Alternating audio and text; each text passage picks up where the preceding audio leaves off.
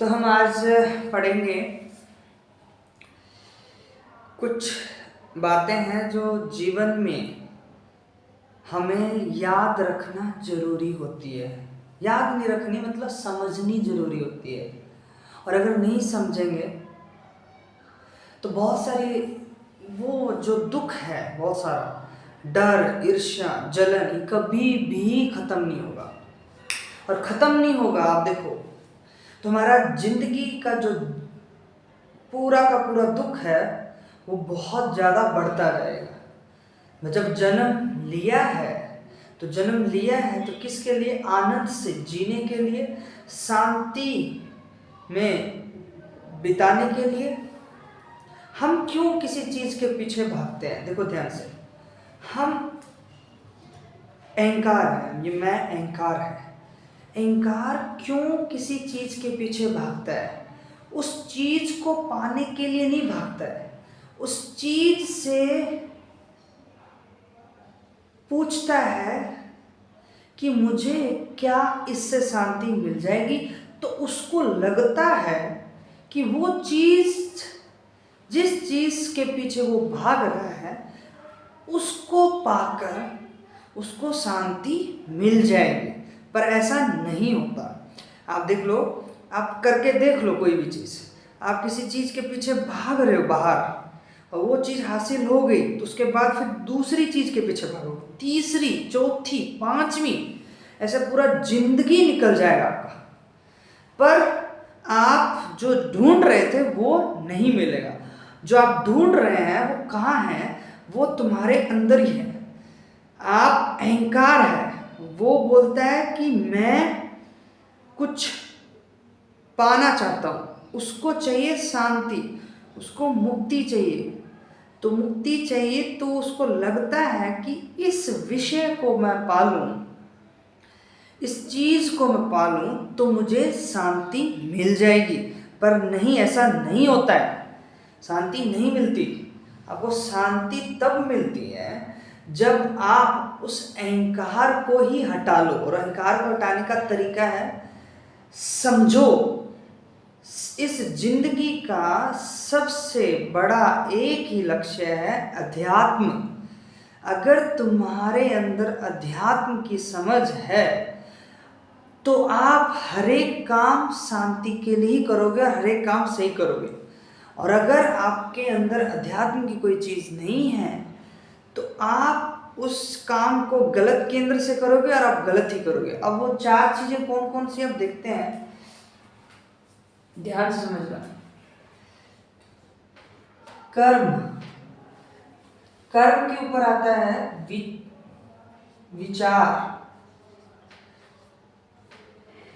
ठीक है। उसके बाद आता है वृत्ति,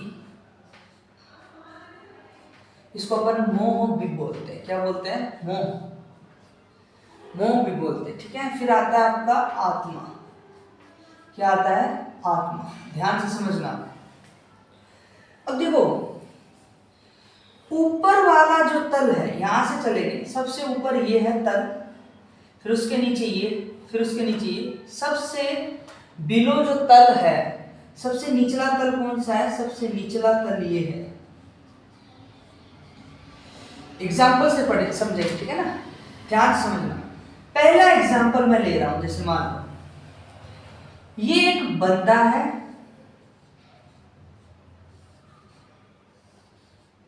ध्यान से समझना, ठीक है। और ये दूसरा बंदा है, ठीक है। ओके, समझ में आ रही बात? तो ये जो बंदा है, ये आपका मान लो कोई, ये बंदा जो है मान लो फर्स्ट, इसका नाम मान लो, मैं इसका नाम लिख रहा हूं, रुक जाओ, नाम लिख लेते हैं, नाम लिखते हैं।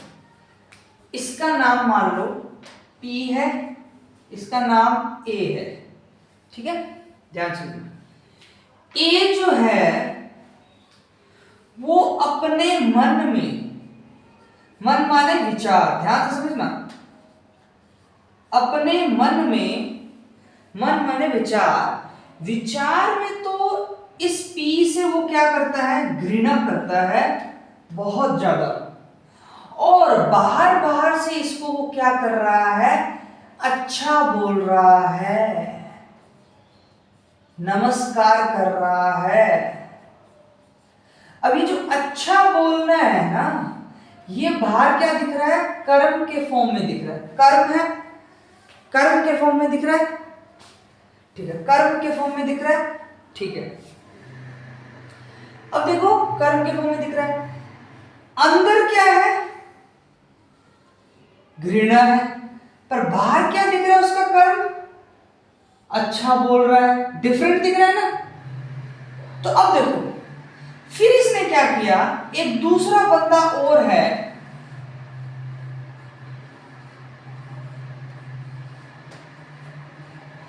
इससे भी वो क्या करता है, घृणा करता है मन में, विचार में, विचार मन मतलब विचार में, पर बाहर से इसको क्या बोल रहा है, नमस्ते बोल रहा है, लड्डू दे रहा है, इसको कहीं दूसरी जगह लेके जा रहा है, घुमाने लेके जा रहा है।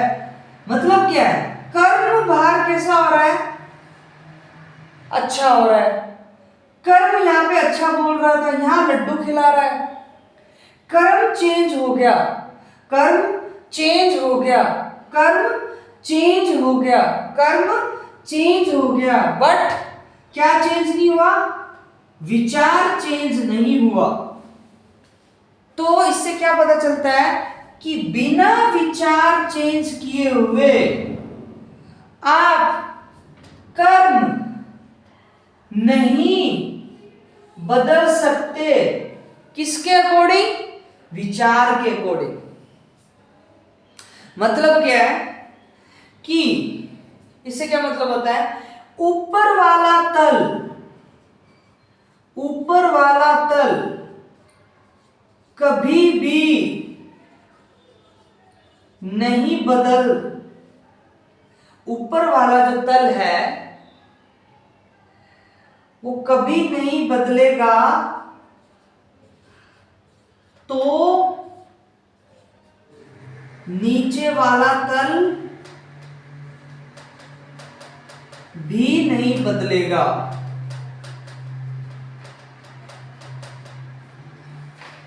समझ में आ रहा है कैसे, अगर ऊपर वाला तल कभी नहीं बदलेगा तो नीचे वाला भी नहीं बदलेगा। आप नीचे वाले तल को, नीचे वाले तल को, नीचे वाले तल को आप जब तक नहीं बदल सकते,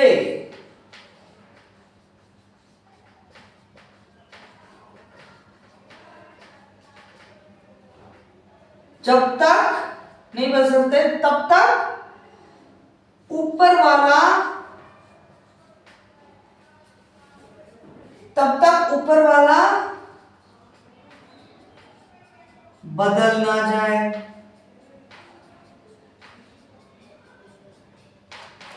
बस समझ में आ रही है कैसे, ध्यान दो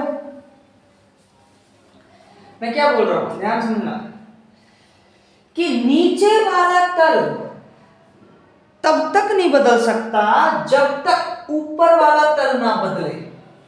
आप सोचते हो कि ऊपर वाले तल को बिना बदले नीचे वाले तल को हम बदल दें तो हमारे विचार भी सही हो जाएंगे। नहीं नहीं नहीं, कर्म बदलने से विचार सही नहीं होता, विचार बदलने से कर्म सही होगा। ये ध्यान रखो आप, समझ में आ रही बात। तो इसका एग्जाम्पल ये मैंने दिया कि आप अंदर से तो बहुत घृणा करते हो उससे, और बाहर बाहर से हेलो नमस्ते कैसे हो आप, बहुत बढ़िया, बहुत अच्छे, बहुत बढ़िया। फिर दूसरी बात, अब मन में विचार क्या है, घृणा बहुत है उससे, और बाहर से हेलो नमस्ते तो ये नहीं हो सकता। आप कर्म बाहर कितना ही बदलते रहे, विचार नहीं बदलेगा, उसके प्रति घृणा जो है वो नहीं बदलेगी। अब देखो तो मतलब इससे क्या है कि निचला तल आप कितना ही चेंज करते रहो, ऊपर वाला तल कभी नहीं बदलेगा। ऊपर वाला तल अगर चेंज करोगे तो नीचे वाला बदलेगा। अब देखो, तो कर्म किस पे आधारित है? विचार पे। विचार किस पे आधारित है? वृत्ति पे। और वृत्ति किस पे आधारित है? आत्मा पे।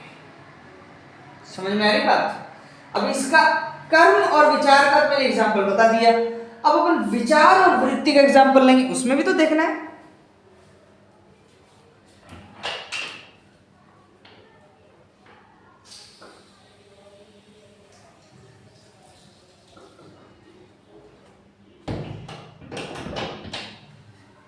ध्यान रखना।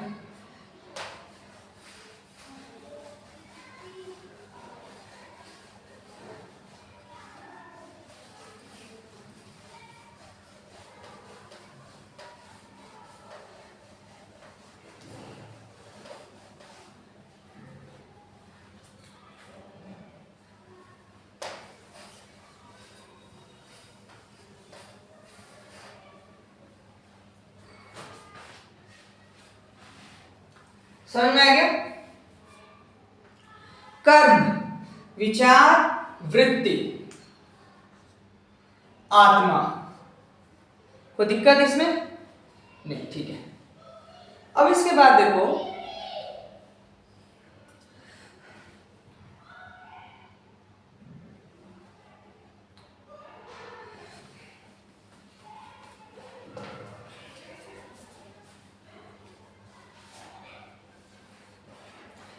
मैंने इसका तो क्या दे दिया? एग्जाम्पल दे दिया। अब मैं किसका एग्जाम्पल दूंगा?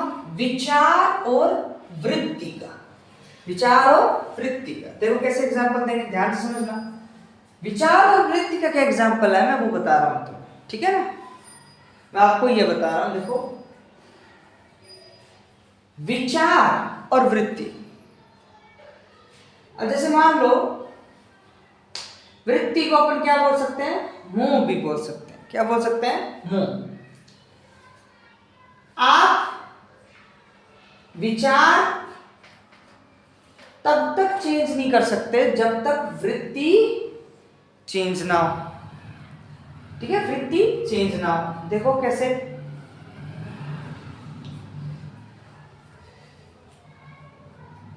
जैसे मान लो शरीर है, ठीक है, और विचार है। ध्यान देना, ठीक है ना?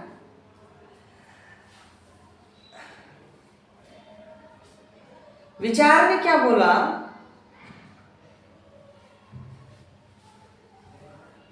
कि एक कोई परंपरा है जो मनुष्य ने बनाई है,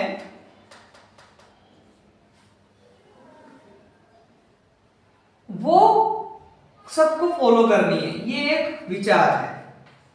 क्या है? विचार।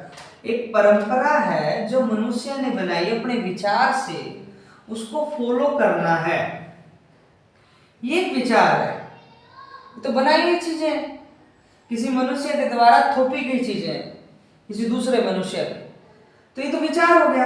अब विचार ये तब हटेगा जब वृत्ति हटेगी, वृत्ति को जान लोगे, ठीक है? तो ये वृत्ति कहां से आ रही है? तो ये क्यों हम अपना रहे हैं?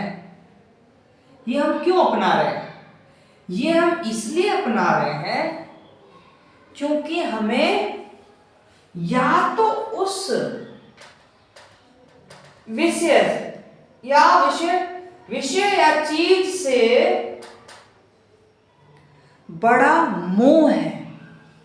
मोह मतलब कि उस चीज को मैं पाऊंगा तो मुझे कुछ शांति मिल जाएगी, मुझे आनंद मिल जाएगा। तो जो चीज, जिस चीज को पाने के लिए आपने उस परंपरा को फॉलो किया, उस विचार को फॉलो किया, तो वो चीज पाने के लिए फॉलो किया ना, वो चीज किसको अच्छी लग रही है? वो चीज अच्छी लग रही है आपके शरीर को, वृत्ति को, है ना? जैसे मान लो एग्जाम्पल एक और देता हूं। ये बॉडी है, ये बहुत सुंदर है बाहर से, ठीक है। तो इसको पाने के लिए आपने शादी कर ली। शादी करना क्या है? विचार किसके द्वारा बनाया गया? मनुष्य के द्वारा, ठीक है।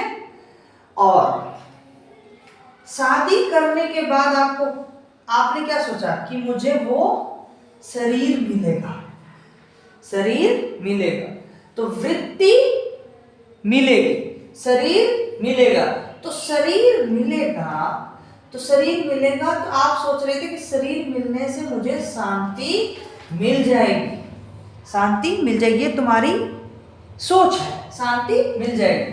पर शांति नहीं मिलती है।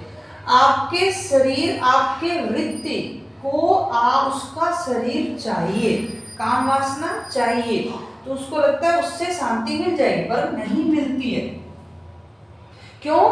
क्योंकि जब तक आप उस जो वृत्ति है हमारे शरीर की, उस शरीर के बारे में नहीं जानोगे, उस काम वासना के बारे में नहीं जानोगे, तब तक विचार भी चेंज नहीं होंगे। क्योंकि आप उसके बारे में, शरीर के बारे में जानते भी नहीं हो। जब जानते नहीं हो तो विचार चेंज नहीं होंगे, जान गए तो विचार चेंज हो जाएंगे। बस समझ में आई है? अब देखो फिर आता है ये, अब वृत्ति को हटाना है तो हमें आत्मस्थ होना है, ठीक है ना। वृत्ति को हटाना है तो आत्मस्थ होना है, ये बात है ना। तो अब आप बताओ, बिना आत्मा के वृत्ति को नहीं हटा सकते, नहीं समझ सकते। आप सोच रहे हो कि वृत्ति चल रही है, काम वासना है, फिर भी हम आत्मा में, ऐसा नहीं हो सकता। तो हम क्या करेंगे? ध्यान से समझना ये चीज।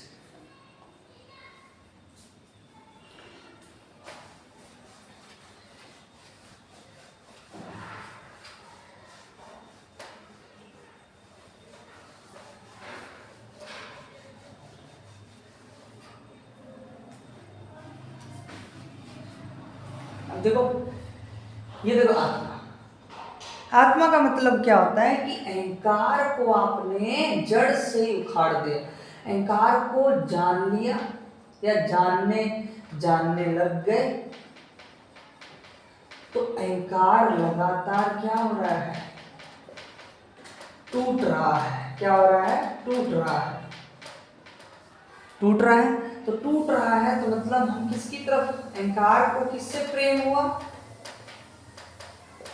सत्य से। जब सत्य से प्रेम हुआ या शांति से, आत्मा से प्रेम हुआ, तब वृत्ति भी हट गई, विचार भी हट गए, कर्म भी हट गया। अब आप किस केंद्र से काम करोगे? सत्य के केंद्र से। जब सत्य के केंद्र से काम करोगे तो आपकी वृत्ति भी सही काम करेगी, विचार भी सही काम करेगा और कर्म भी सही होगा। कैसे? केंद्र सही है आपका, मतलब अहंकार टूट रहा है लगातार, तो वृत्ति भी सही काम की तरफ जाएगी, विचार भी सही काम के लिए आएंगे, कर्म भी सही काम के लिए होगा। तो मतलब सारी चीज क्या आएगी? बला है अहंकार। अहंकार को कुछ चाहिए, तो अहंकार को हटाने के लिए हम क्या करते हैं? चीजों को समझते हैं। समझना ही क्या है? अहंकार का हटना है। और अहंकार लगातार हटने लग जाए तो मतलब हम किसकी तरफ जा रहे हैं? मुक्ति की तरफ। यही है, समझ में आ गई बात? देखो,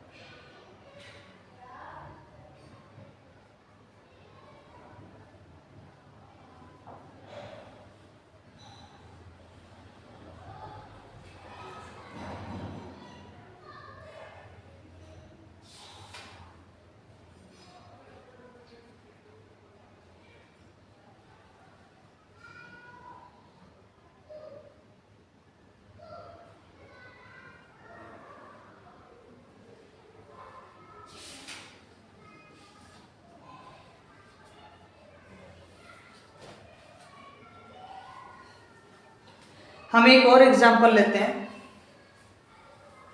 ध्यान से समझना।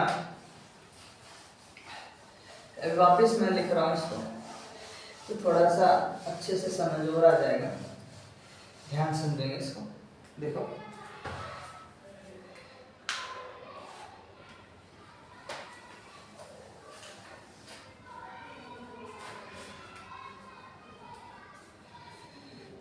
कर्म, ठीक है, उसके ऊपर विचार, उसके ऊपर वृत्ति या मोह बोल दो आप, उसके ऊपर आत्मा। ध्यान से समझना, कर्म और विचार का मैंने आपको अच्छे से बताया, गाली वाला, घृणा करता है, बार नमस्ते करता है, ये वाला। विचार और वृत्ति का एक बार और देखते हैं। देखो ध्यान से समझना, किसी मनुष्य ने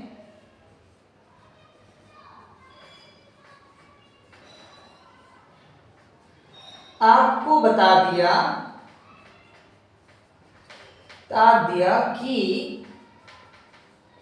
ये आपका कर्तव्य है और इसको आपको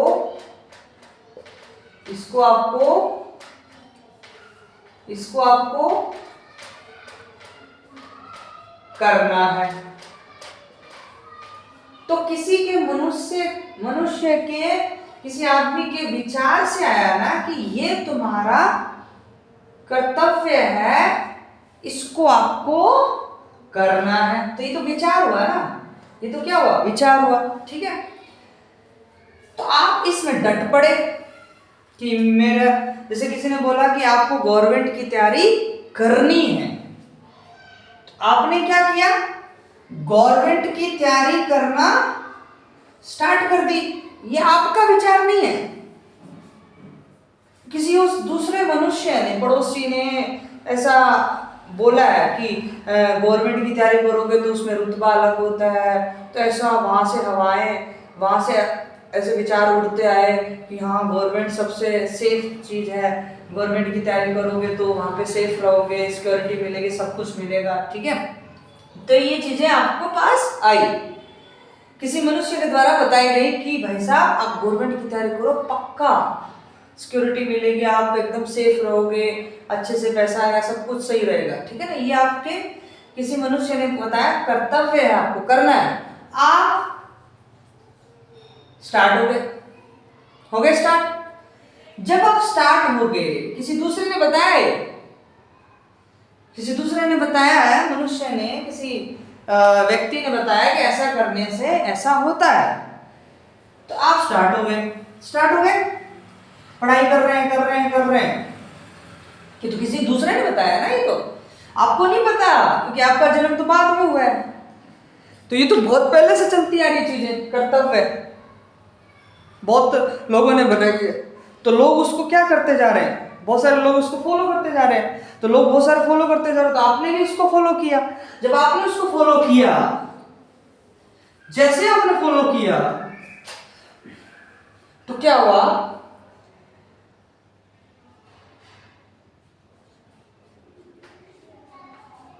आलस आया, पढ़ने थोड़ा पढ़ा, उसके बाद आलस आया। आलस क्या है, वृत्ति है। मैंने आपको क्या बोला था, जब तक ऊपर वाली चीज चेंज ना हो तब तक आप नीचे वाले को चेंज नहीं कर सकते, ये बात बोली थी। अब देख लो, आलस आ गया। आलस हमेशा भारी पड़ेगा किस पर, कर्तव्य पर, मतलब विचार पर, और ये मतलब वृत्ति। समझ आ रहा है ना। आलस हमेशा भारी पड़ेगा कर्तव्य पर। आप कितना भी पढ़ लो, पर आपको जब आलस आएगा तो पढ़ाई, तुम्हारा कर्तव्य गया भाड़ में, तुम आलस के कारण लेट जाओगे और तुम्हारा कर्तव्य क्या था, भूल गए। कर्तव्य क्या था, भूल गए। तुम्हारा कर्तव्य जिसने बताया था, आपने पकड़ा था, वो भूल गए और आलस पड़ गया तुम पे भारी। तो ये हो गया वृत्ति जीत गई, विचार हार गया। क्योंकि वृत्ति अगर चेंज होगी तभी विचार हटेगा। समझ रहे ना? तभी आलस कैसे हटाएं, ये वृत्ति कैसे हटाएं? वृत्ति डिपेंड करती है आत्मा पे। तो अगर वृत्ति को हटाना है तो उसके लिए एक ही सॉल्यूशन है, आत्मज्ञान। अपने बारे में जानना, मतलब अहंकार के बारे में जानना, अहंकार को जान लेना कि वो झूठ है, समझना, सच की तरफ बढ़ना। यही है जो वृत्ति को, आलस को हटा सकती है, काम वासना को हटा सकती है, भूख ज्यादा लगी है उसको हटा सकती है। वृत्ति तो है भूख। समझ में आ रही है बात? ये है।